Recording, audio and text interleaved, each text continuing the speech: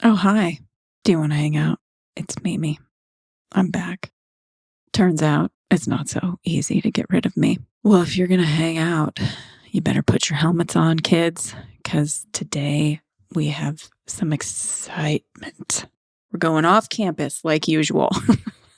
And I am really excited to share this conversation with you. And I hope you are, you've got all your PPE on. So today we are speaking with someone that many of you, if not all of you, are hopefully very familiar with. We're speaking with Miguel Altieri, one of the modern pioneers of the field of agroecology. If you don't know Miguel, I insist you seek out any of his more than 230 publications or his outstanding book called Agroecology, The Science of Sustainable Agriculture and Biodiversity, Pest Management in Agroecosystems and Agroecology, and the Search for a Truly Sustainable Agriculture. Miguel is a hero to many of us who have followed the field or practiced in the field for any amount of time. And it won't surprise anyone that his bio is very extensive, and I won't cover it all. But in addition to being a professor emeritus at UC Berkley in the Department of Agroecology, he also served as a scientific advisor to the Latin American Consortium on Agroecology and Development. He also served as the general coordinator for the United Nations Development Program, Sustainable Agriculture Networking and Extension Program. He has worked in countries like Africa, Latin America, many places in Asia. And now, in addition to being a professor emeritus, he is also farming in Colombia. And when we found him, finally, when I managed to make contact, he had canceled our first appointment due to a big electrical storm, which knocked out all the power. And as you will hear, he has some brief interludes of internet trouble. Maybe the man behind the curtain will edit those out. But it was such an outstanding conversation. I'm not going to lie; it gets pretty political, but it seems to me like these days anybody who's listening to this podcast has probably already come to grips with the fact that eating is a political and environmental act, and that's why I chose Miguel. So that's a long-winded way of introducing this episode, which I hope you will enjoy. Let's go.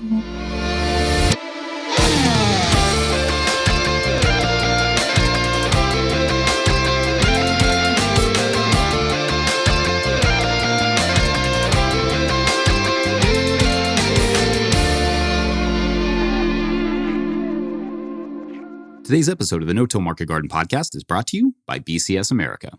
BCS two-wheel tractors are designed and built in Italy, where small-scale farming has been a way of life for generations.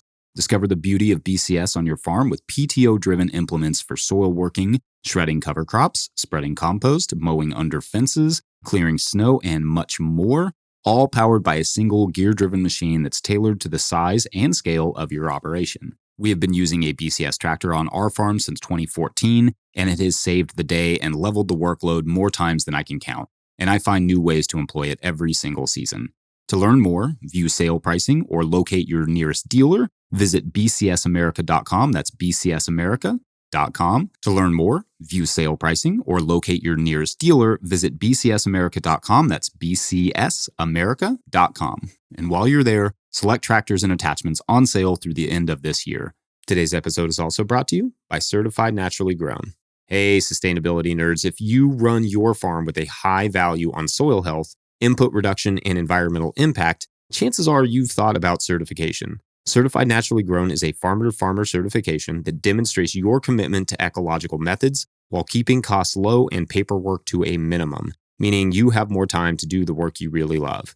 This peer review model supports regional knowledge exchange and strengthens local farming networks. See why hundreds of farmers are choosing CNG. Find out more and apply at naturallygrown.org. That's naturallygrown.org. All right, enjoy the show. Miguel, bienvenidos y gracias por hablar conmigo hoy. Welcome to the podcast. Muchas gracias por la invitación. Thank you very much for your invitation.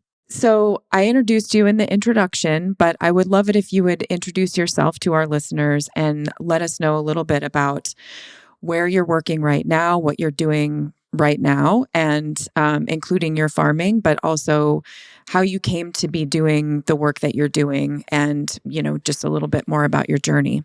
Okay, thanks. I grew up in Chile. I was born in Santiago, Chile, many, many years ago, some decades ago. And I was a musician. I was playing in a rock band. And I went to the university because my family kind of pressured me to go to the university, and I couldn't get into any of the careers that my mother or father wanted me to. And I got into agronomy. I had never planted a potato in my life. And so I studied it, and I wasn't very interested really. Until one day, a professor came, and he was coming back from the United States. He had done a PhD there, and he taught a class on ecology. And I took the class. It wasn't agroecology, it was ecology. And it kind of rang a bell. And I was like, oh, if there's something here, it has to do with this, but I didn't know what. I knew that, it made sense to me. And then in 1973, there was a military coup in Chile, and I left, and I ended up here in Colombia, where I live right now, part of the time, and I live still part of the time in California. And what happened was that I ended up working in a research station where I was exposed to small farmers agriculture. In Chile, we copied the California model. So what I studied was California agriculture, monocultures of fruit trees and vegetables, intense agriculture. I had never seen, although we have small farmers in Chile, we were not exposed to them when we were studying. And so I ended up here in Colombia, and then these farmers were intercropping. They were growing corn and beans together, and they were growing agroforestry systems, coffee with various tree species.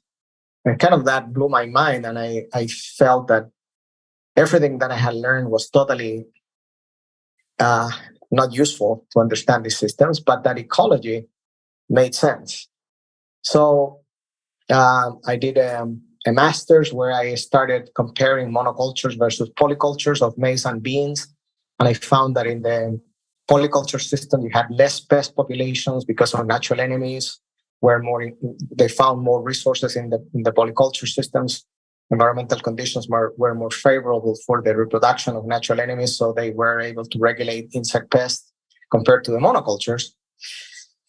And then that thing led to another, and I ended up in California as a professor in biological control. I was lucky. I did my PhD in Florida, and I had a professor who supported me in my field of agroecology. I was just starting to develop the notion, the way I interpret agroecology. I did my PhD in Florida by growing corn with different weeds complexes, and I found out that depending on the weed complex, you had less pest problems than in monocultures. So I continue. I trained as an entomologist.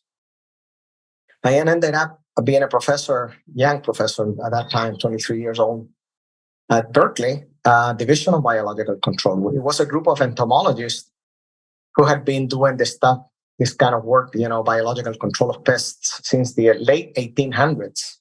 Because in California, there was a pest that came, an exotic pest called the cottony cushion scale that was decimating the citrus industry. So at that time, late 1800s, entomologists went to Australia. I don't know how they figured out that was the center of origin of the pest. This is by ship. Wow. They went there and they found out that in Australia, the cottony cushion scale was not a pest because it was controlled by a big beetle, a ladybug called Rhodolia cardinalis. And they brought the Rhodolia cardinalis back to California. And then they released it in the citrus fields. And until today, that pest is biologically controlled, regulated. And that's where biological control started in Berkeley and then Riverside also. And I was lucky to work with the pioneers, Robert van den Bosch and Karl Hafeker and all those people that saved California more than $2.1 billion in pesticides without accounting for the beneficial effects on health and so on of the people. And that group was closed in 1995 by the university when the University of California was highly influenced by big corporations like Monsanto and Novartis and all these guys. And they decimated the group, despite the fact that it had done all this public service and, putting science at the social service, saving the environment, saving the health of people, and so on and so on. So I remain at Berkeley, working and developing my courses on agroecology, but I didn't do much work in California. I did some work. I continued on biological control in vineyards and so on. But most of my work started.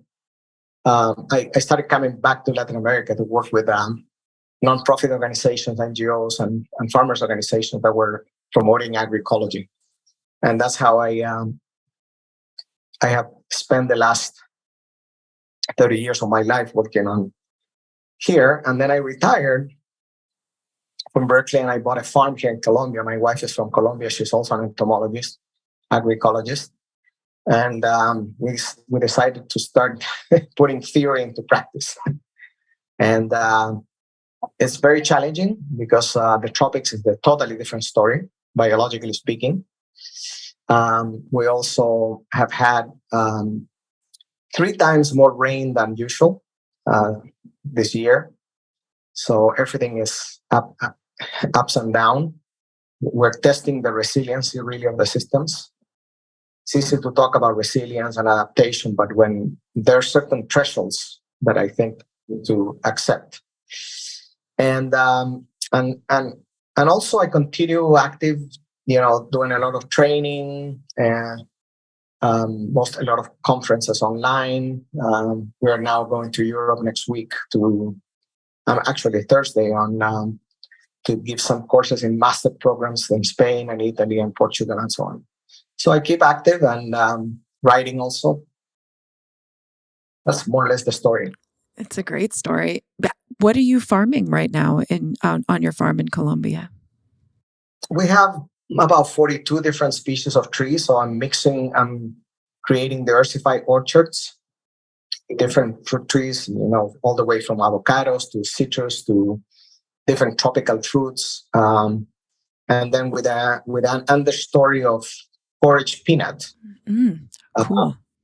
As a cover crop but it's permanent. And obviously we keep the tree trunks free of vegetation because they're very competitive. And then we mow them once in a while to add organic matter to the system. So we mow the understory and then we put it around the tree trunks and it decomposes. Mm-hmm. Like a mulch. It starts adding organic matter slowly because, there is decomposition very fast here in the top. Because what happens is in the tropics, because of so much rain, the key to manage soil fertility is to manage biomass because all the nutrients are in the biomass. So you have to constantly incorporate them. It's just like what happens in the forest. I mean, you're a forest ecologist, that's the way the cycle of nutrients happens in the forest. Same thing in our farm. And then we have some vegetable crops, tomatoes, cucumbers, peppers and lettuce and things like that. But we're growing them in greenhouses because the rain, we're talking about 3 meters of rain, 3,000 meters, and everything just dies outside. Tomatoes get rotten, disease, go crazy. So we have more controlled environment. That these are very, basically a greenhouse means to put some roof, some plastic roof in order to avoid so much rain. Yeah. And they are open on the side. And so for airflow. Yeah. Gotcha.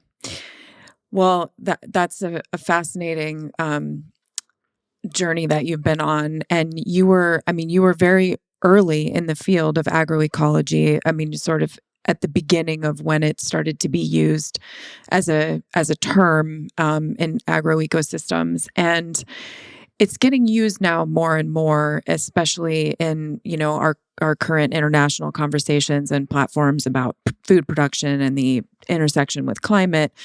And it's often used interchangeably with, other terms like silvopasture, permaculture, regenerative agriculture, and just following some of the literature around agroecology. It can be at once a scientific discipline, a farming methodology, and a socio-political movement. And you've sort of studied it from all of these angles. And it would be great, I think, for the listeners if you would share your definition of agroecology and maybe speak specifically to what makes it stand apart from those other terms that it often gets used interchangeably with. Well, my first book on agroecology came out in 1982.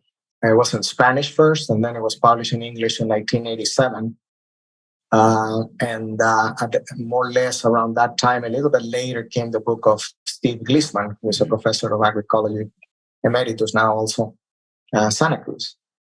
And I think that he and I maintain that agroecology is a science.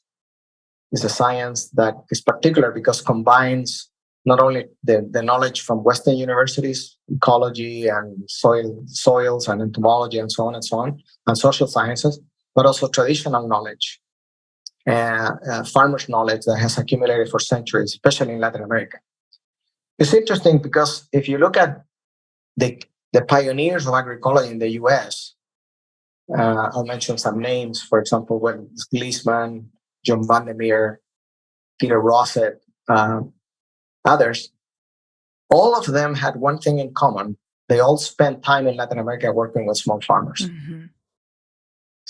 Chuck Francis also, for example. Mm-hmm. All those people had worked in Latin America with small farmers. And I think that impregnated a particular way of looking at agriculture that then influenced their work in agroecology. Mm-hmm. So for us, agroecology is a science that creates a dialogue of wisdoms between what traditional farmers have done for centuries. And luckily, in Latin America, we have systems that have been in place for 5,000 years. If you go to the Andes or you go to Mesoamerica, or even here in the tropics, you'll find traditional systems that still remain from 5,000 years the way they were. And some of them have disappeared, obviously, but many of the systems still exist, and the knowledge has been passed from generation to generation. So, and if you look at the work of many people, basically there was an explosion of research back in the 70s and 80s on intercropping systems, agroforestry systems. And all the contribution we had to do with a scientist was like, oh, what these guys are doing is correct. Right. Thumbs up.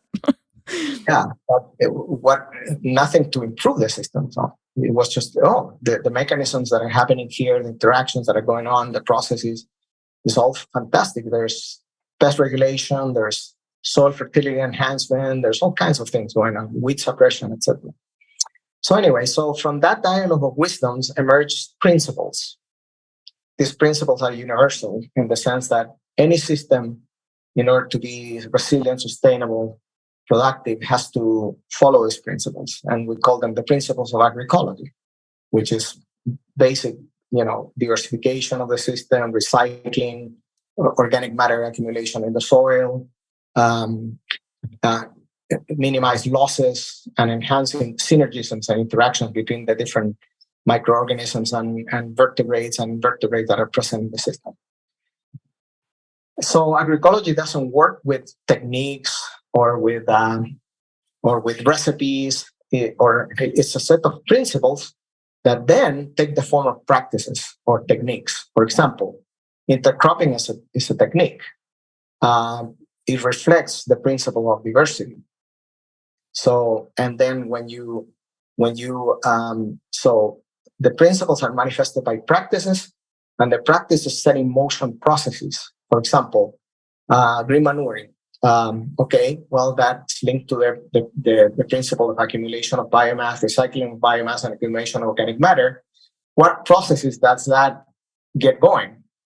Well, organic matter decomposition, mineralization of nutrients, activation of soil biology. Those are the processes that need to happen in order for the system to be productive, resilient, and so on. So we have the principles, the practices, and the processes. And those processes are all biologically mediated. And that's how we perceive agroecology. So agroecology is basically science that can explain. I can go to, and I have done this, to a biodynamic farm or an organic farm and see if the principles of agroecology are being applied or not. With all the respect to the principles of organic farming or the principles of Steiner or the principles of whoever, sometimes the systems can be following all the biodynamic principles, but not the agroecological principles. Maybe they're short of some of them. So this is not to compete or to say that they're wrong. It's just that you can optimize biodynamic systems applying the principles, and you can keep calling it biodynamic. It doesn't matter. Same thing with organic. I mean, 80% of the organic farming in California is input substitution monoculture. And if you go and apply, we have a methodology where you apply the principles and then you put a scale and make a graph to see if they're applying them or not. You'll find that most of them don't follow the principles. And that you could apply the principles and make that organic system much more resilient, much more effective, much more productive, and less dependent on external inputs. So it's not to contradict the principles of organic or whatever other form. And then there are people that say, well, what about agroforestry? Well, agroforestry is a production system that can follow the principles or cannot follow the principles. For example, here you'll find eucalyptus with coffee. There are systems like that here. Well, that system, if you apply the principles, you're going to find that there's not many synergisms, interactions, because the whole point of mixing crops or mixing trees with crops or animals is for them to interact. Through the interactions, then you set in motion processes. Well, eucalyptus and coffee don't have much in common in terms of interactions. Maybe the shade, that's about it. The rest, there's no benefits for the coffee. Biologically speaking, in terms of interaction, mutualism, synergism, and so on and so on.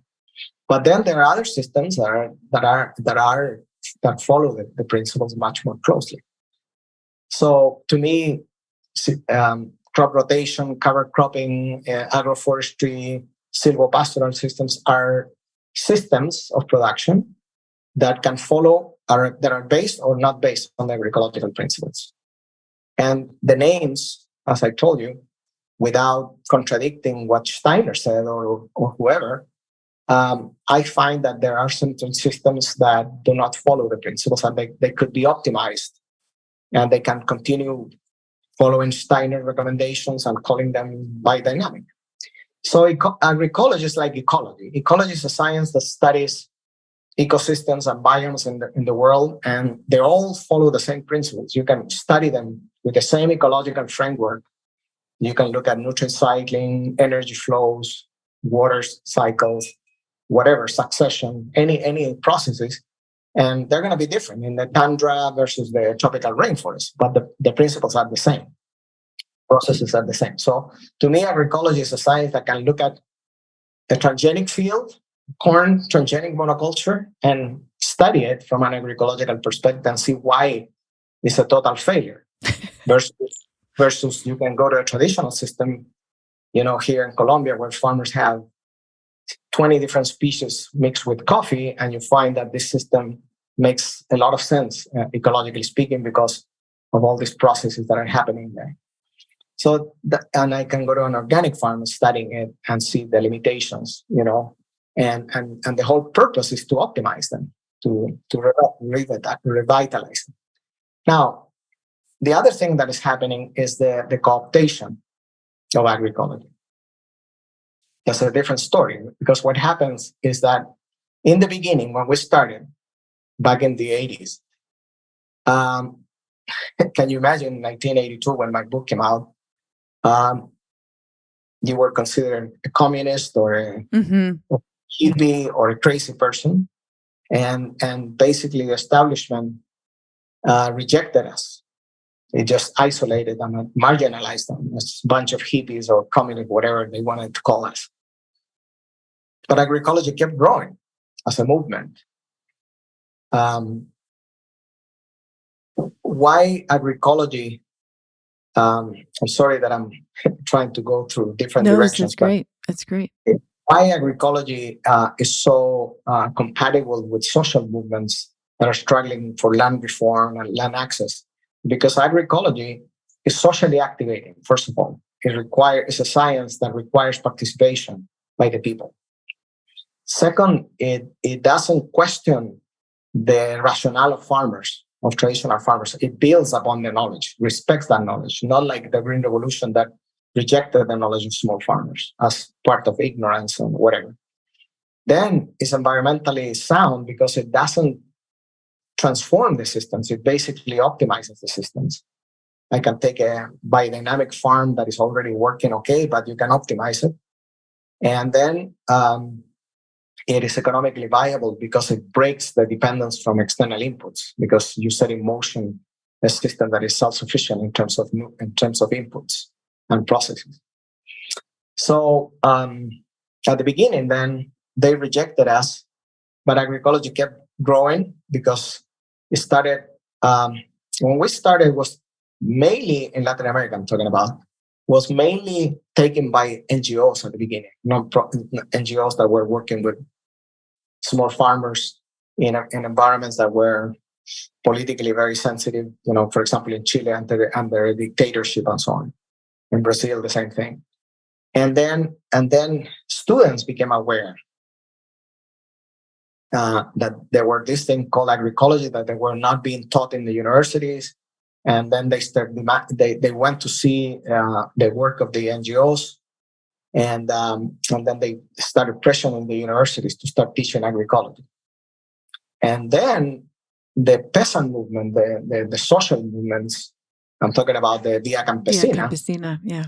Via Campesina discovered agroecology not too long ago, maybe 20 years ago, maybe 15, and it found that it made sense as the technological basis for the food sovereignty proposal. That in order for you to have food sovereignty, you have to have a strong production basis that is based on sound ecological principles. Otherwise, food sovereignty is just a discourse if you don't have a production base that is resilient and sustainable based on agroecological principles. And so it kept growing, and then the establishment now, I'm talking about a decade later, started saying, well, they couldn't ignore us anymore, so they started combating it. Oh, you cannot feed the world with agroecology. Agroecology is not productive, agroecology is not scientific. At least they were now attacking us. At the beginning, they were ignoring us, closing the doors. And then later on, when they saw that that the limits of conventional agricultural technologies, then they said, well, we need to accept agroecology, but we're going to co-opt it. We're going to take only the technical aspects of agroecology. We're going to leave everything out, all the social and political dimensions out. We're not going to talk about food sovereignty. We're not going to talk about land redistribution or anything like that. They decided to co-opt us, co-opt the term agroecology. And the cooptation has taken, on the one side, some institutions like FAO has taken agroecology as a word, although they combated agroecology for decades. And others changed the name because agroecology is too politically charged. Via Campesina talks about it. So let's put it another name, like climate smart agriculture, right, or ecological intensification, and now lately regenerative agriculture. If you look at who is backing regeneration, are big corporations in the US, including Unilever and many others. So basically what I'm trying to say is that there has been a movement that is trying to take away kind of the social and political dimensions of agroecology and trying to use it to paint capitalist agriculture green without changing the structure of the corporate control of agriculture or the monoculture nature of agriculture. Yeah. And that responds to very strong social and political forces that are behind all this. Indeed. But I appreciate so much this discussion, because I think that for me, I hate terms, especially the terms that get used to sort of,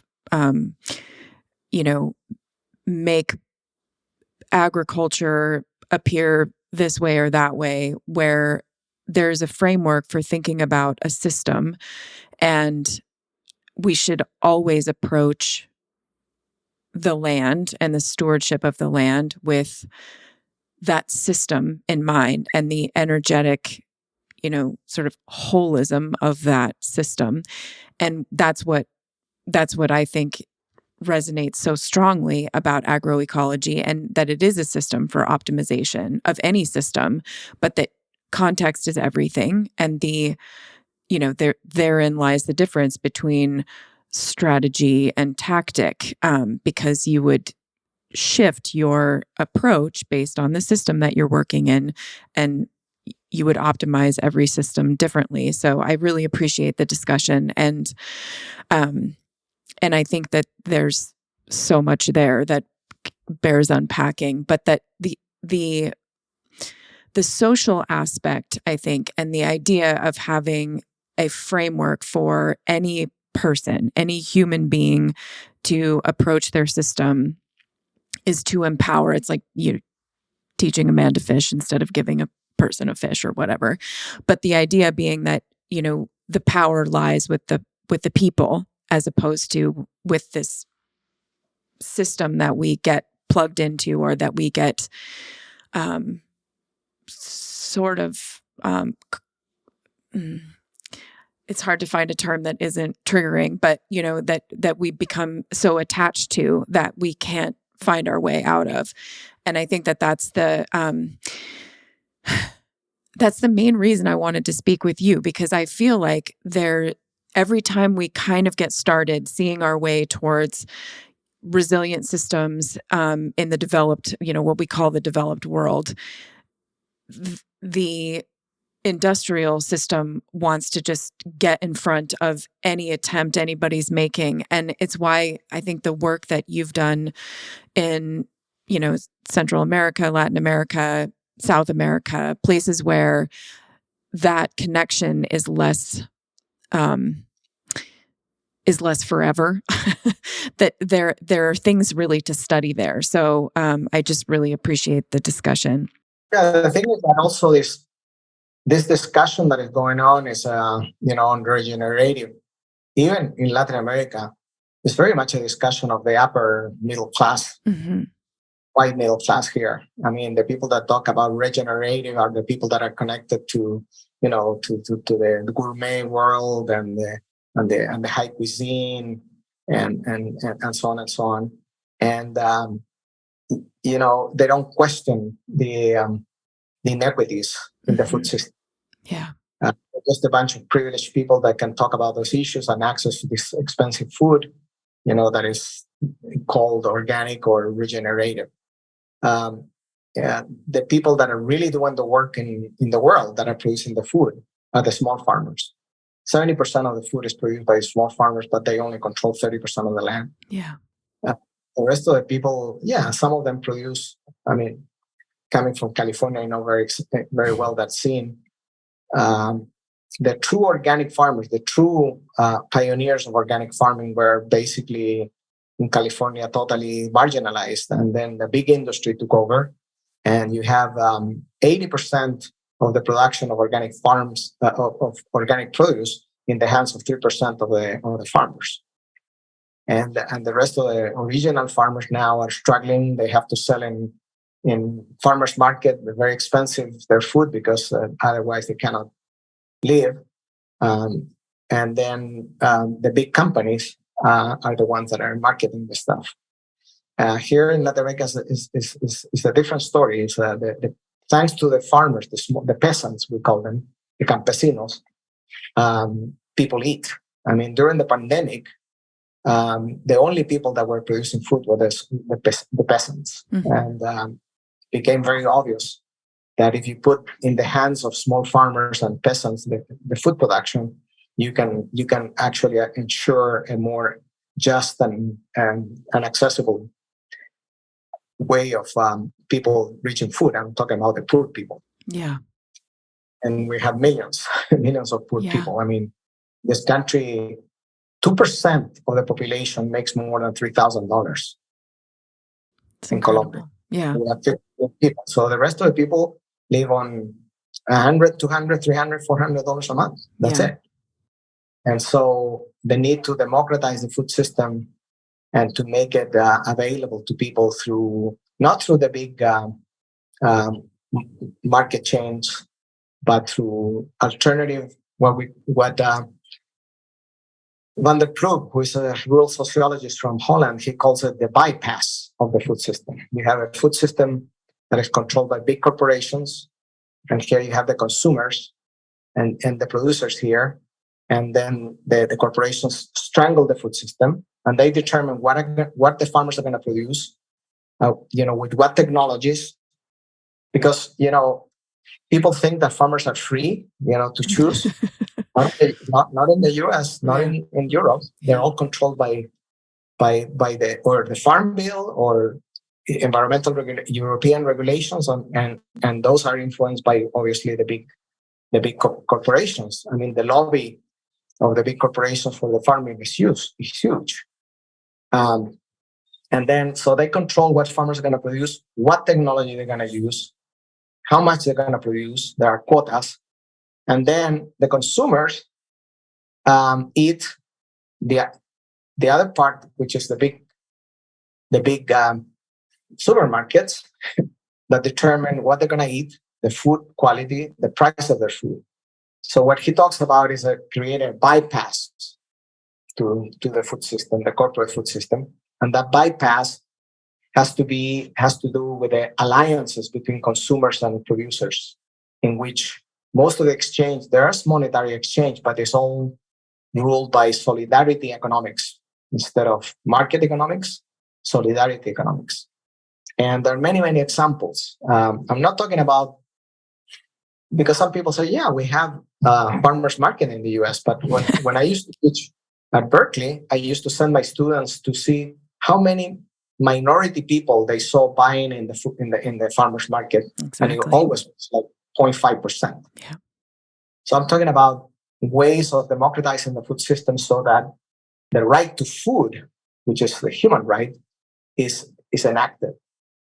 And there are many, many of these initiatives that are happening all over the place. They are not dominant. Obviously, here, people like there depend on going to a supermarket to get their food. And it's very expensive, every day more expensive.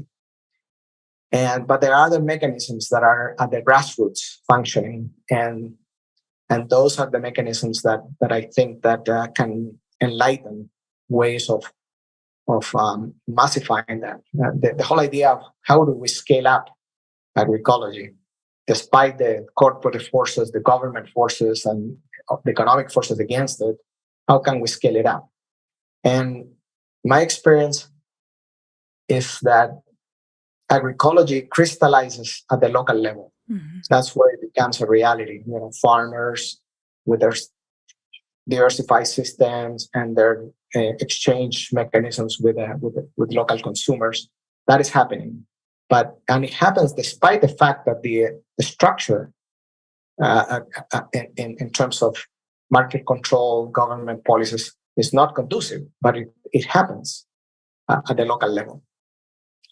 Now, how do we scale up those initiatives? That's something that it's a big question. How we're going to do that. Do you have any thoughts on that? Well, definitely, at least the farmer-to-farmer networks, we call the campesino movement, is something that is an example at the level of production. where, for example, there are examples in Central America and Cuba and Mexico where thousands of farmers started adopting agroecology based on exchanges of information between farmers. Now, how do we make that so that now at the consumer level that happens? And that's where consumers need education, in the sense that we need to realize that eating is a political and ecological act. That every time that we consume as something from the small farms, we are supporting resiliency and sustainability in our communities. And when we support the supermarkets, we're supporting the other model. And for that, and then the consumers need to be politically educated in many ways. Second, they need to influence policy at the local level. And we also need to understand that agroecological farms, not only produce healthy food, because that's the emphasis. It's like, this is healthy food. Fantastic. That's very good. But there are many other benefits that come with that. For example, in California, back in the 80s, there was research by some rural sociologists that showed that towns that were surrounded by small farms had less social problems, less crime, less drug addiction, less family violence, that towns that were surrounded by large farms. How do you explain that? It has to do with the social dynamics, the exchanges that happen between consumers and producers and all that. In Brazil, they did research showing that towns that were surrounding in the state of Sao Paulo, surrounded by sugarcane, were 10 degrees hotter than towns that were surrounded by small farms. So if we understand that the matrix of agriculture that is surrounding our cities and our towns is not only going to impact us because of the healthy food and the lack of use of pesticides, but all these other social, ecological, economic benefits that come along with that, then I think that people would realize that we need to support that much stronger. Mm-hmm. And I don't see that discussion going on in the movement. It's all about, organic is more healthy than conventional, and so on and so on, but not the other dimensions that come along with it. And do you think that is just a function of, like you say, lack of education? People don't know what they don't know, and so they don't know which questions they should be asking? Or do you think it is a fatigue with complexity? I mean, I've observed both things being true, but I wonder, you've been working on this for a very long time, and it's interesting how the conversation, kind of revolves around the most important heart of the issue, and yet never seems to get any closer to that, that gravitational center. Yeah. Well, I think it has to do, on the one hand, all the education that we have, the educational system in the schools, all the way to the university, is a system that is totally at the service of the system, of the maintenance of the system, mm-hmm. creating soldiers for the system. Right. They're going to play roles in maintaining the system. There's no critical thinking education in the schools. I see it I have two granddaughters in California, and I went to their school once to give a talk about global change and the threats that they're facing as young people. What kind of world is awaiting them? And they didn't have any idea. Mm-hmm. I mean, we're progressing towards ecological collapse, and kids don't even know what's going on. Mm-hmm. I mean, the education that they are receiving is not preparing them for the challenges that are going to happen 30 years from now or 20 years from now. That's pretty amazing. And so that's one part. The other has to do with the fact that, you read a journal of all the journals of ecology, and you will not realize that we're in the midst of extinction. Right.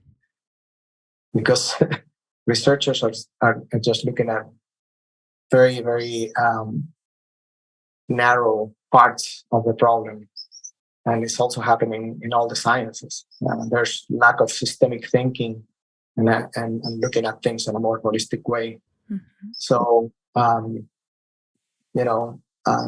that's part of it too. The fact that the academia is also part of the system, and they're not looking at the whole. They're just looking at parts, and they're not coming up with solutions to the problems. Because if we are going to come up with solutions, then you need to change the whole system. As Einstein said, you cannot change the system with the same mentality that created it. Mm-hmm. You cannot solve the problem with the same mentality that created it. What created climate change? What created the ecological crisis is the model that we have, economic model that has been supported by the whole establishment of science. And there's no disruptive notions challenging that way of thinking.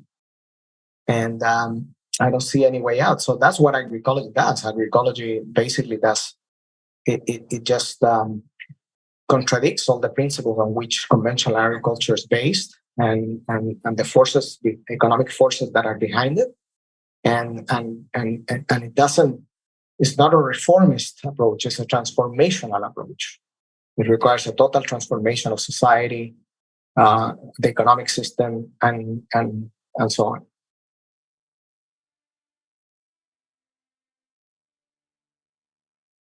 Today's episode is brought to you by Rimmel Greenhouses. Whether it's tomatoes to market, flowers in the spring, or your family's harvest, growing in a greenhouse protected from the weather provides the right environment that you need for a harvest that you can count on. Rimmel Greenhouses are designed for durability and offer the quality that you need to grow productively year-round. Visit rimmelgreenhouses.com to get a quote today.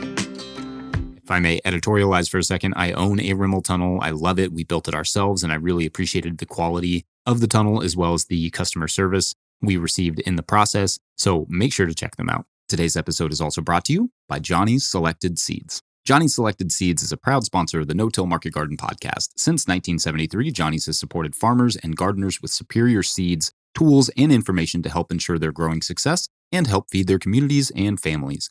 The research farm is at the heart of Johnny's, where they trial thousands of varieties and tools every year. Their breeding program uniquely focuses on introducing varieties that meet the needs or solve the challenges mixed market, small farmers, and avid gardeners face.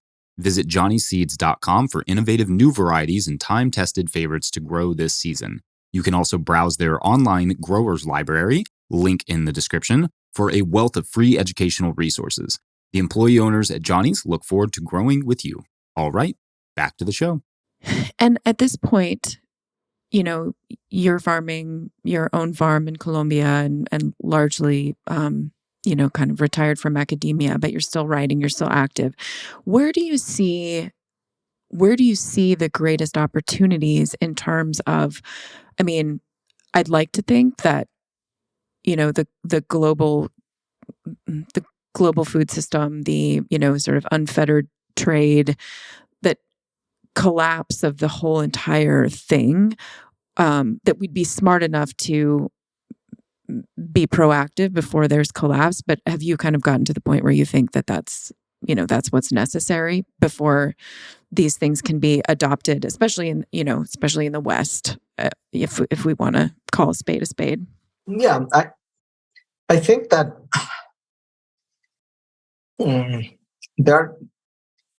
it is important to realize that we are in a time that is critical, and because we're reaching tipping points, environmentally speaking, climatically speaking, and also economically speaking, because COVID and now the Russia-Ukraine war are basically sending the message that the industrial system of agriculture is totally unviable, and that the cost of producing food is going to increase and is going to unleash tremendous problems of hunger and malnutrition and food insecurity, and it's already doing that. I don't know. There were researchers that studied. I don't know if you remember the social upheavals that happened back in the year 2000, around 2000, where people started going out in the street, manifestations in different countries, and most of it had to do with the fact of not that there was no food available, that the price of food was too high. So they established a threshold, and they said, when this threshold is reached, people are going to go out in the streets. I think that it's possible that this is going to happen. People are manifesting already in the world about, economic policies and so on and so on. Like in France right now, there's a big manifestations in the street because they changed the retirement age and things like that. But it's all linked to price, to money, to eat, basically. Yeah. So it seems to me that we might be reaching in different countries and different points of time those thresholds, and we're going to see more and more manifestations of people coming out because the situation is unattainable, and one big part of that is the cost of food.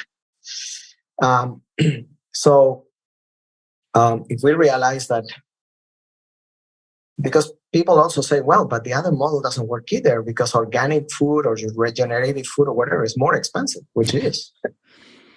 Yeah, well, with agroecology, what gives agroecological producers the edge is not the price they get in the market, it's the savings that they realize in food production. The cost of production go down 40-50%. That's what gives the viability. It's not that you sell your food more expensive. It's that you save. So one way of making money is saving money, and that's what the agroecological approach does for farmers. It gives them autonomy, gives them a lot of control over the cost of production, and that's what makes them viable economically. They don't have to go there and sell more expensive food.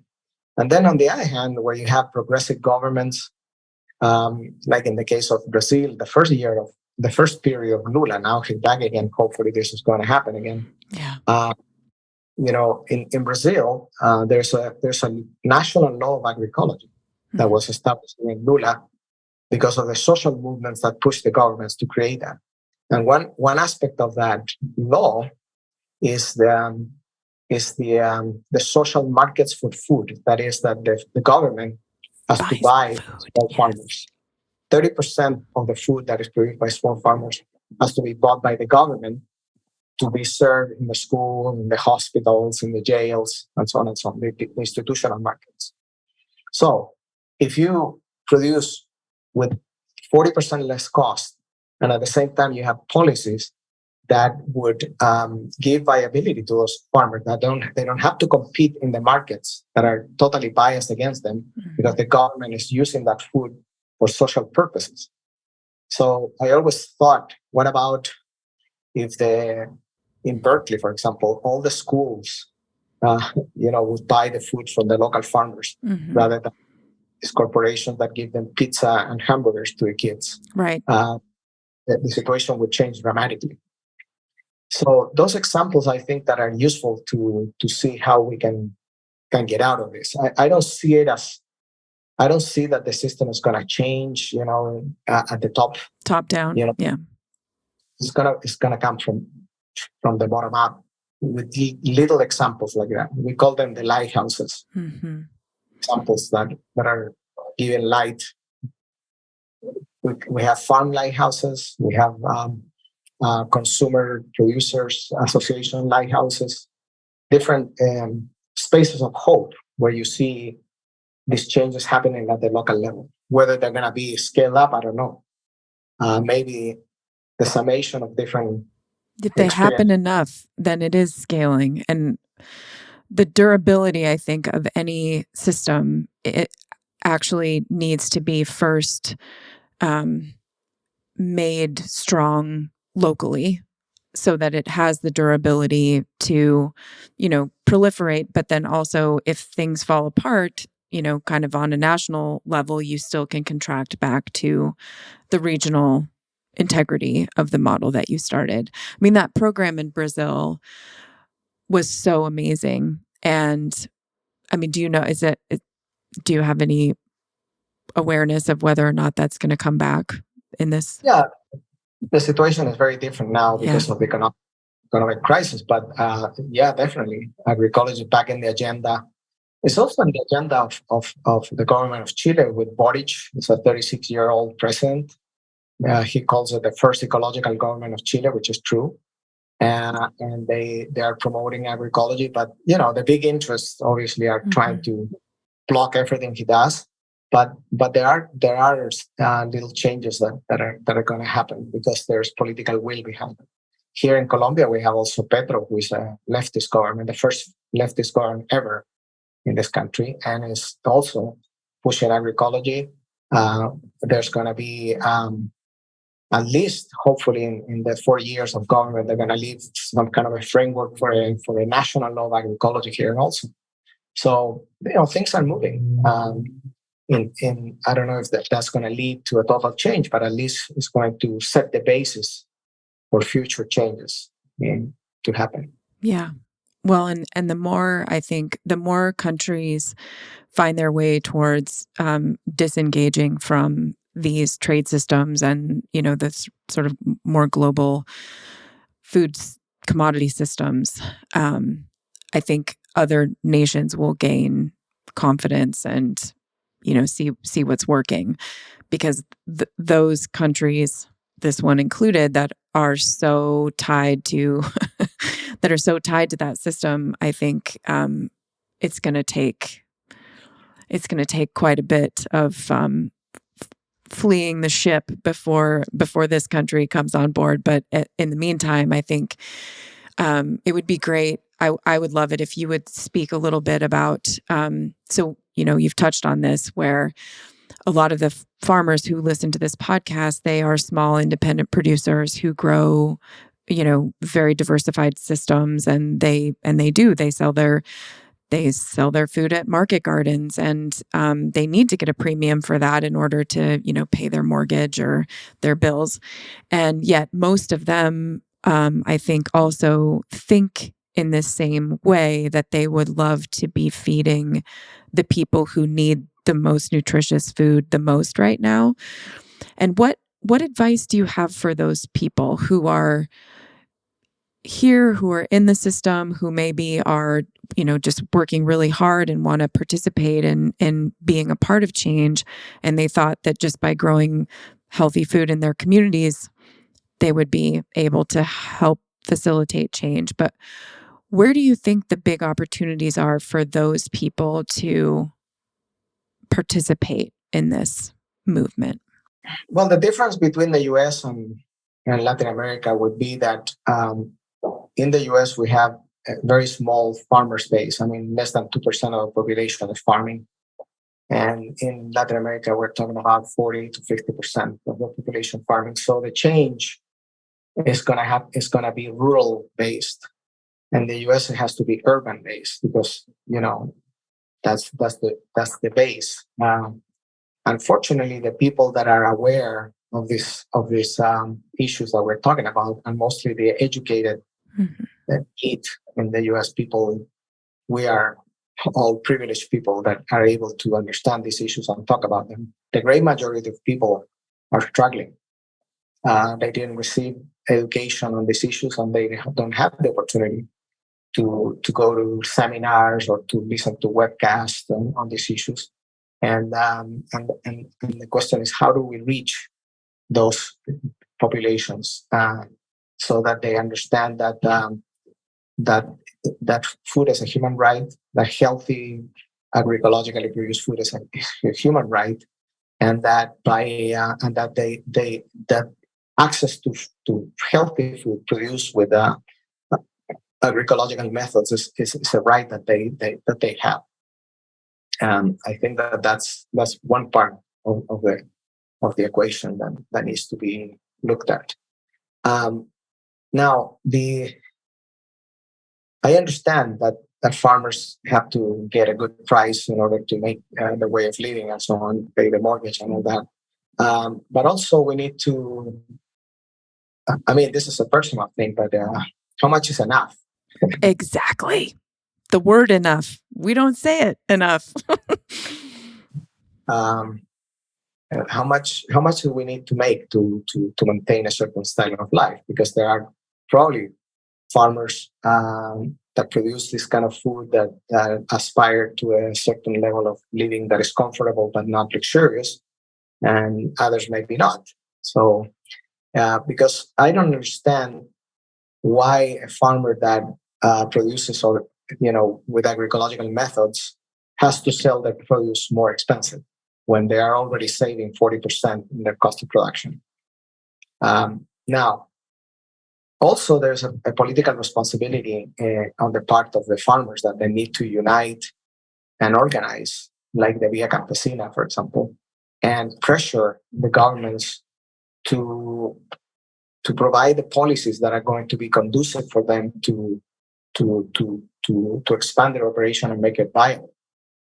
You see, farmers that are not polluting the environment, farmers that are conserving biodiversity, they should be compensated for the ecological services. And they are not. It's not part of the economic model. The neoliberal model doesn't look at the positive externalities and doesn't even look at the negative externalities. I mean, if we tomorrow charge to industrial agriculture all the environmental damages, plus we take away the subsidies, they would collapse immediately. But here you have the small farmers, the ones that you're talking about, that are producing, they're making the soil healthy, their crops are healthy, they don't put chemicals into the environment, they don't get any kind of compensation. The market has to compensate them. And the only way for them to survive, because they cannot compete with the big ones in the regular markets, they have to go for the Japanese and the windows that the market leaves for them. And those windows are windows that will mark the prices up rather than down. And that's why it's not accessible to the people. Now, another thing that is important for feeding the people is that we have a huge potential to feed the people in the urban areas with urban agriculture. Mm-hmm. Agroecology can be used to design urban farms that are going to be productive and resilient and without much cost of production. For example, in Cuba, when still now they're always in economic constraints. They can produce up to 20 kilos per square meter with agroecological methods. So I was making a calculation once in Oakland, in the city neighboring Berkeley that has a lot of food insecurity issues. I had a graduate student that found that there were 1,200 acres of abandoned public land in Oakland. 1,200 acres. That's about 400 hectares. I'm sorry, I think about hectares. That's okay. So if you produce, instead of 20 kilos, 10 kilos per square meter, so 10 kilos per square meter, 1 hectare is 10,000 square meters. That would be 100,000 kilos of food. Mm-hmm. If I multiply that by 400, because it's 400 hectares, I was able to produce 40 million kilos of food agroecologically. And if each person eats 100 kilos per year, I would be able to feed 400,000 people. Mm. And in a place like Oakland, that's no small potatoes. So, and this can happen in many cities. And but where are the incentives? Where the governments are not making that land available for people to organize and produce their food? Mm-hmm. it's only during times of crisis. We're in a time of crisis, but the Victory Gardens that happened in World War II was basically to feed the population. There were mainly women and all elderly people and young people that were producing food in order to confront the crisis that they were facing. Today, I don't see that the government is recognized that we're in the midst of a crisis and that we need to put in motion systems like that, like a Victory Garden movement. Yeah. And it's not happening. And this is not only in the US, everywhere. Here, we're in a city called Medellin, and there's very limited urban agriculture, and there's a lot of problems in the low income neighborhoods of food insecurity. But the potential is there. Mm-hmm. Why is nothing this being done? Instead, we spend billions of dollars in feeding the war in Ukraine, and putting the money in where it should go. So, what's happening is that the system is masking the crisis and is postponing it, but we're in the midst of it. Look at what's happening in California right now. Oh my gosh. I mean, that's not a manifestation of climate change, and what is. Right. And people think that this is something that this winter happened and next winter won't happen. No, things are going to get more and more serious, and we need to change course, because basically the ship is going against the iceberg like that, and we need to kind of deviate. Well, and I'm sure you do too. When I look at what's happening in California, the work that we could have done a decade ago to even absorb what's happening better, would have made such a difference in terms of, the potential positive outcomes of getting this much moisture at once. Instead of it being a total devastation, it would have actually recharged the system a little bit, Yeah, but there were other lost opportunities too, right? Because I remember I was part of the board of CCOF in the early beginnings, the California Certified Organic Farmers. Mm-hmm. And when the discussion came about social standards in certification, there was a huge resistance. Oh, I bet. Especially of the big organic farmers. Yeah, labor. And then, the labor issue was totally ignored, and I said, well, how can you certify a farm that is producing, healthy food, but you're treating your farm workers like crap, which they do. Many organic farmers pay less than conventional farmers. They don't give them the living conditions that they need, and so on and so on. And that discussion was mute, and the standards proceeded without incorporating the social standards. Mm-hmm. So there has been many missed opportunities. Yeah. Because it is an error to think that people that are behind whatever form of organic or regenerative or biodynamic are progressive politically. Right. No, that's absolutely, not an assumption. It's not automatic. Mm-hmm. A lot of people are there because they saw a big business, and it is a big business. And in California, if you look at as I said before, 2% of organic farmers control 80% of the market. Have you thought much about I'm sure you have, but I think sometimes about the organization of the farm labor, a la what happened in the 70s in California, 60s and 70s, and what could be possible today if that were to happen again. Do you think that there's any crossover opportunity, specifically in America, for the fact that we have huge, all of our labor is coming from Central and South America, and there's so much institutional knowledge, there's so many practices that could be incorporated just based on where these people are from, and they are so held down by the system that they're working within. What do you think the potential is for a resurgence of organizing farm labor, and for that to be a part of ecological revolution as well. I think that the times have changed so much that, to repeat the era of Cesar Chavez is not going to happen. Mm-hmm. But, given the dynamics of the migration, what's happening, and people that are let in, first of all these people are escaping from climate change, which they didn't cause. I mean, Guatemala produces 0.005% of the greenhouse gases, but they suffer, the consequences. So we have the recipient countries and the producers. The producers are the US and Europe, and now China and India. Those are the producers. But the recipients are the developing countries, which are paying the price, or they're escaping horrible social conditions and economic conditions caused by governments that were put by the United States down there. Okay, so these people are escaping desperate, and on top of that, they don't let them in. They filter them, right, and separate them from their families. Separate them from their families, and the ones that make it in,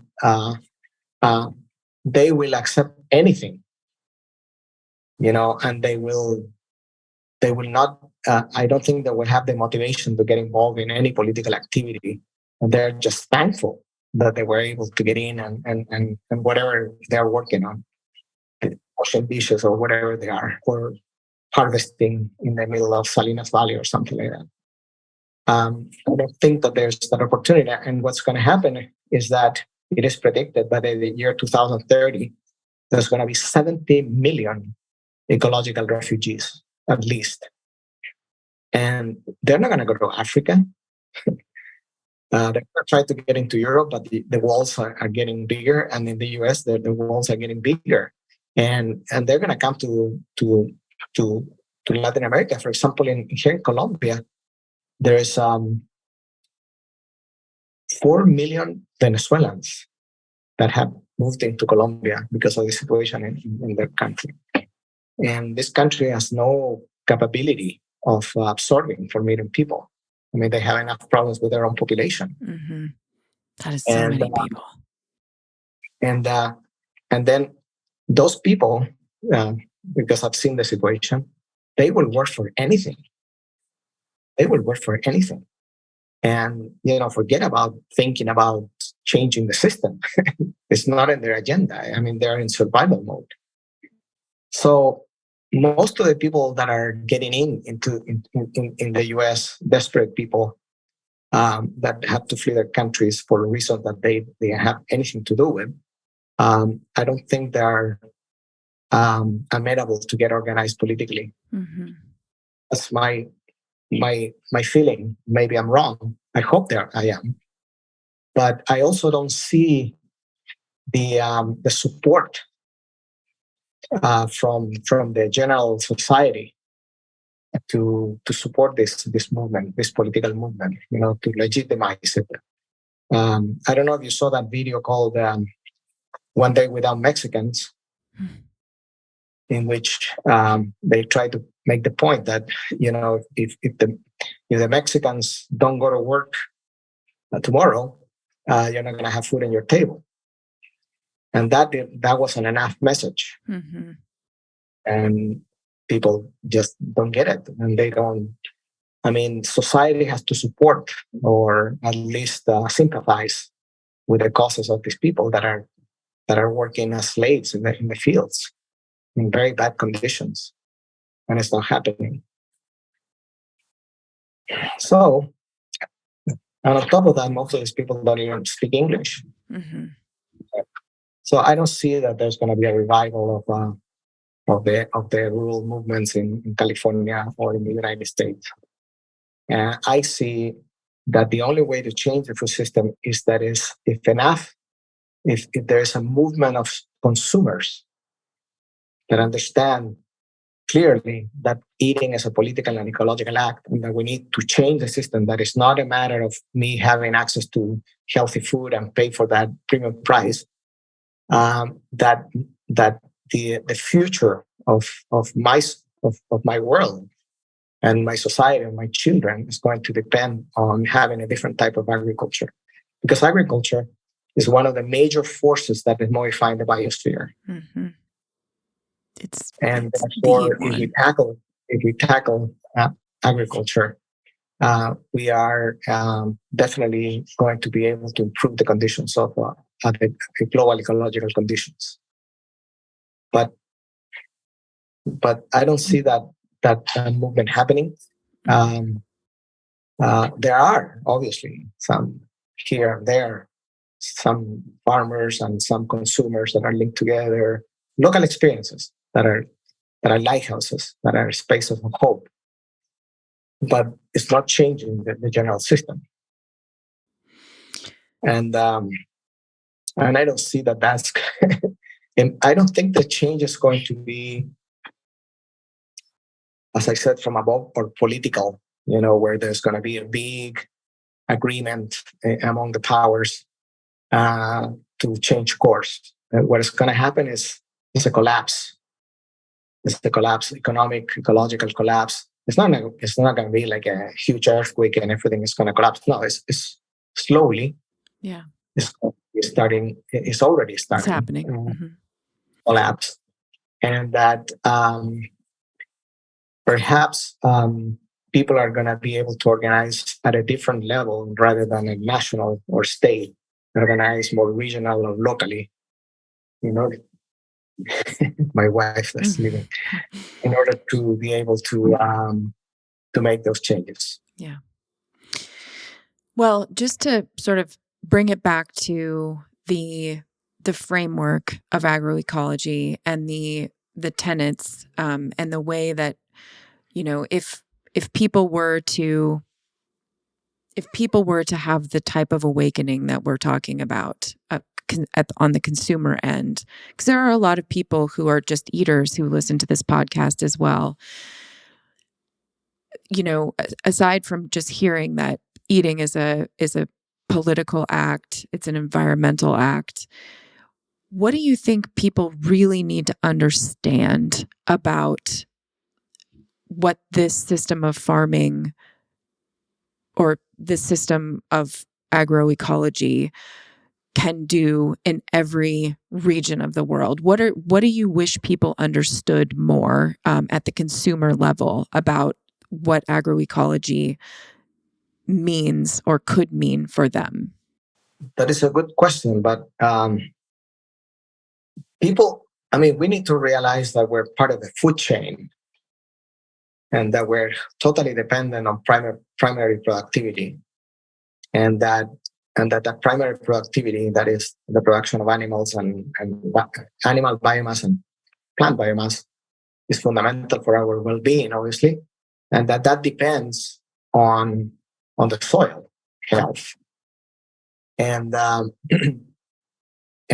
therefore we're part of the food chain, and that if we attempt against that food chain, then we're not going to have the food that we need.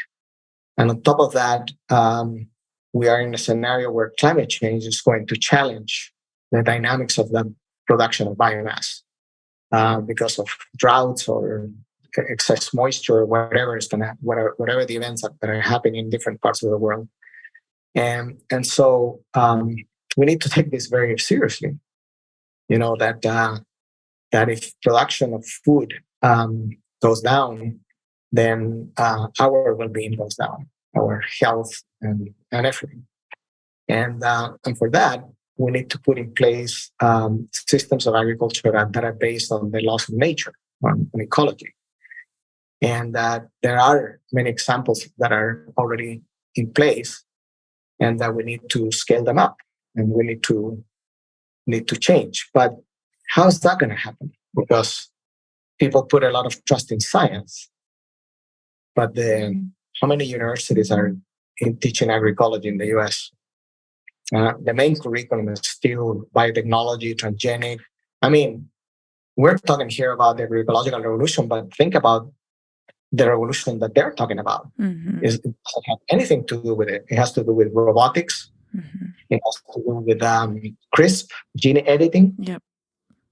It has to do with digitalization of agriculture. I mean, they're thinking the next way of industrialization. That's the thinking in the main research and academic environments. Okay? Forget about agroecology. Agroecology is marginal. I was a marginal guy in Berkeley. You know, the rest of the guys were all working with the big monies that came from Novartis and from British Petroleum. British Petroleum put $500 million in Berkeley. They bought the place. Mm. Yeah, to produce transgenic biofuels. If it's not what we needed, you know. So we need to. So people who are in charge of the food chain of the primary productivity are the farmers. Mm-hmm. That's where we need to put our effort as consumers to support those farmers in different ways, through different arrangements, not through the main markets, through farmer consumer associations, whatever. It cannot be within the system because the main system is not thinking this way. The main system is trying to lock the whole food system in the hands of a few, which is already locked in, and they think that technology is going to save us. That's their premise, and we cannot. I don't trust corporations. I will not trust my food production in the hands of corporations. I will trust farmers that are in tune with the land and that they're being compensated for the mission that they carry out. You know, we need, how many times a year you need a doctor? Once. A lawyer maybe every 2 years. A dentist maybe twice a year. A farmer every day. Mm-hmm. And somehow that needs to be visualized. I mean, this is the most important strategic work that anybody can do, is to feed the food chain and in an ecological way. And I would love to, I'm going to be respectful of your time and wrap it up here, but I want to give you the opportunity, because I often get challenged here by people who say, well, why does it have to be, why let perfect be the enemy of the good? Why isn't it good that General Mills is converting, 300 million acres to no-till regenerative, whatever, grain crop? Tie a bow around that, if you wouldn't mind. Why does it matter to go to the framework, to the strategy, and understand that those things are different and they don't have the same outcomes? Well, if you look at the big companies, they would be I would consider them like the fox. I would not put the chicken in the hands of the fox. I mean, if they are threatening your health through the products, the manufactured products and the manipulated products that they produce, why would you now trust them that they're going to come up with a new form of agriculture called regenerative agriculture that is going to save us? We need to be consistent, I mean, I'm not going to believe the discourse of Monsanto if they come up and they say that now they embrace agroecology. There are smart people. They know what language to co-opt and how to reframe and resell themselves. And I think that consumers are smarter than that. And that the only people that we need to trust are the people that are working the land with ethics, with respect, and with hard work. There's no other way around. I don't believe that, robots are going to be able to come to my farm and manage 40 different crops, different animals that I have. I have chicken, I have cows, I have goats. I don't think they're going to be able to do that.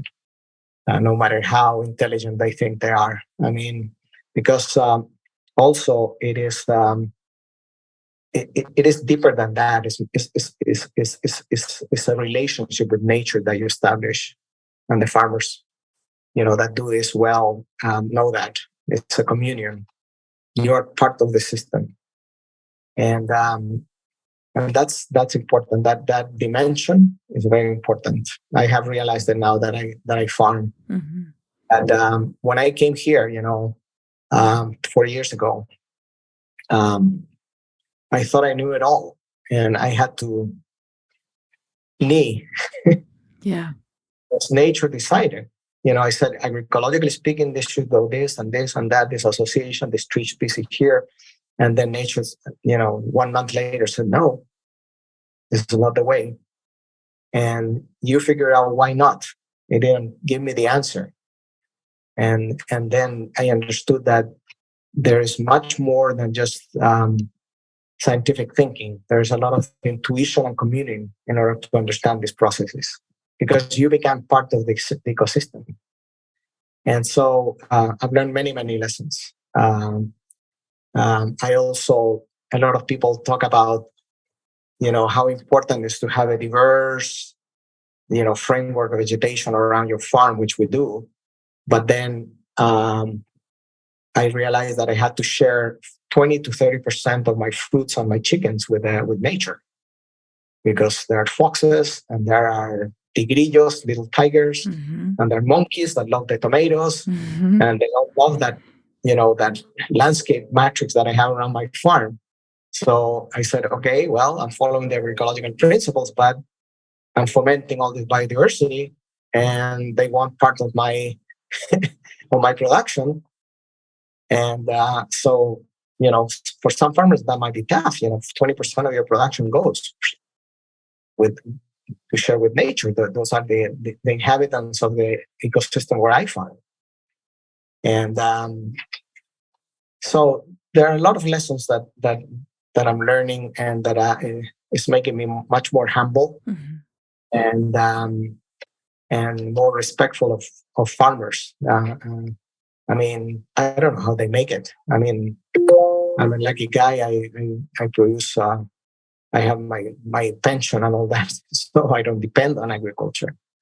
And when we're supposed to have 1,000 millimeters of rain, and we have 3,000. Yeah, that's so insane. And all the beans were rotten, Mm-hmm. no matter how agroecological management you did of the soil or this and that. Then I don't know how they make it. I become very, very, very respectful about the effort that these people do, and they're not compensated by society the way they should. Mm-hmm. Well, that is a very poignant note to end on, and I want to thank you so much for your time and for your for sharing your wisdom with us today. And I wish you all the luck with this very wet season that you're having, and I hope that your travels in Europe are safe, and that you have a beautiful rest of your season. And is there anything else you'd like to say before we wrap up? Well, I just wanted to thank you for the invitation. What a nice chat we had, and I hope that is useful for people that are going to listen to your podcast. That's great. Thank you very much. Thank you, Miguel. Have a great day. Well, there you go. I assume you're still listening. And we are going to just sail through this season at full Chuck Norris speed, friends. We're not gonna hold back. We're gonna go all the way as deep into the deep end of this pool as we can, because why mess around? That's what I'm saying. Anyway, it was a real pleasure hanging out with you guys, and whatever that gets edited down to, I'm sure you got a taste of the flavor of Dr. Miguel Altieri, who is a man of many layers, all of which I'm quite endeared to, and I hope we can speak with him again sometime in the future. And of course, I wish him the very best with all of his enterprises. And thanks to everybody on the No-Till Market Garden podcast behind the scenes scenario, who are keeping the lights on, keeping the swag moving out to people who want to represent, and you should. And also making this episode listenable, because I had more than one moment of technical difficulty. So anyway, thank you, Dr. Professor, for always being the best at what you do. All right, catch you guys next time.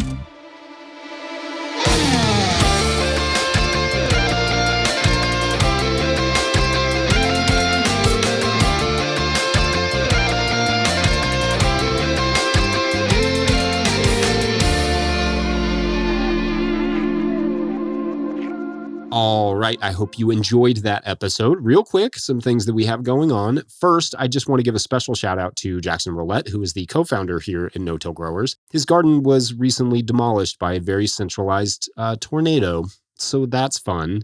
Anyway, Jackson is a huge part of what we do, and I just want to share the GoFundMe page they have to try and replace those tunnels. That link is in the description, and it would mean a lot to me and to Jackson if you kicked in even a couple bucks. We'd really appreciate it. If you are looking for things to do this holiday season as you travel around, consider our YouTube channel with hundreds of technical videos and farm tours, or just go into the archives of this podcast and see what you can dig up. A lot of stuff gets forgotten to time, so go check that out. There are many great gems in this feed alone. We also have the No-Till Growers Forum over at no-tillgrowers.com that you can visit and discuss all things no-till. Here are a few places you can also find me this winter of 2023-2024. I will be at the 2024 Dallas Inner City Grower Symposium in Texas, the Utah Food and Farming Conference at the Red Acre Center in Utah. That one is coming right up. Of course, I will also, as always, be at the Organic Association of Kentucky conference called Oak here like 15 minutes from where I am right now at my home farm. Oak is in January. The Organic Grower School outside of Asheville, North Carolina will be the last event I do in March. All the links for those will be in the show notes, and also linked in the show notes is our shop where you can find my book, The Living Soil Handbook, or hats or other merch. Purchasing those things helps support what we do. Alternatively, you can join the hundreds of donors who support us through patreon.com/no-till-growers. That is the absolute lifeblood of our work. And at a certain level, or if you just bump up from one level to another, you get a shout out on the show. So big shout outs this week to Abraham, Chris Yates, Sean at All About the Garden, and Stephen Smith. Huge shout out to everyone who supports us in whatever way that you can. You all are amazing. Otherwise, thanks for listening. We'll catch you next week. Bye.